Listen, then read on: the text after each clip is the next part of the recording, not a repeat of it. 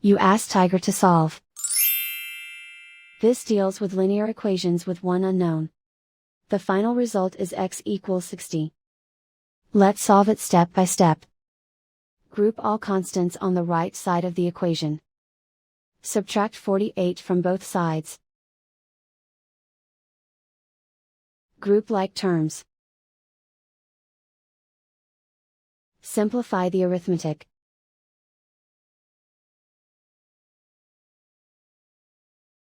Isolate the x. Multiply both sides by inverse fraction 5 over -4. Move the negative sign from the denominator to the numerator. Group like terms. Multiply the coefficients. Simplify the arithmetic.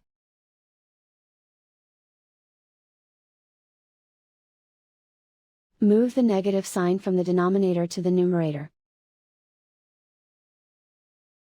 Multiply the fractions. Simplify the arithmetic.